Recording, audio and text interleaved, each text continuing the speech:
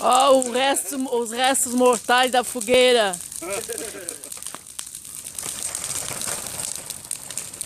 Agora você tem que dançar pra chuva vir, pra apagar o fogo.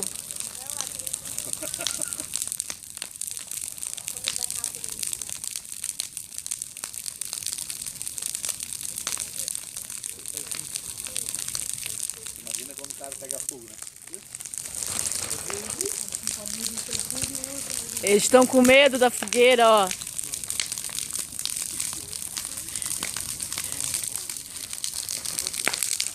Ô, vocês, por que estão longe aí da fogueira aí, ó? Medo, tá muito quente. Mas por que vocês estão com medo? Tá muito quente. A dança de vocês funcionou? E aí, Cauã? Tudo bem, Cauã? Olha lá, cara. Dá um oi aí, dá um oi, faz assim. Agora deixa pra ver. Peraí,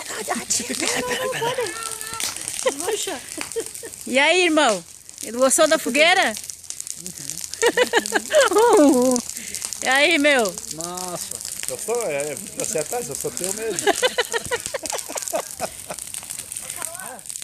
Quente?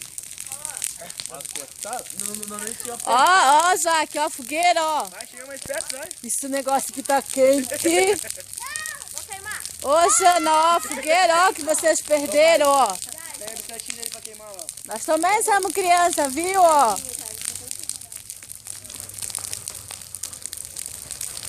E aí, Jax? Quente demais. Olha o fogo, vai. Palominha. Só falta o boneco de neve agora. Eu acho. Mas torcemos. Cauã com seu triciclo. Jace com a sua mão no bolso. Agora fora. Agora fora. Dentro, Júlio com a sua cervejinha, seu cigarrinho. Jax e sua amada namorada, minha mãezinha, escondidinha ali atrás.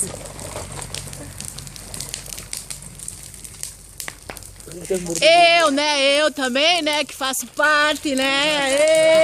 Eu! A fogueira, né? Que é o principal da história, né? Amor, Vamos fazer mais uma dança?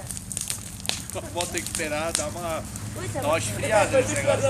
Fazer a dança por fora, assim, né? É bem longe. Como Vamos fazer a pode? dança lá dentro de casa, né, Zé?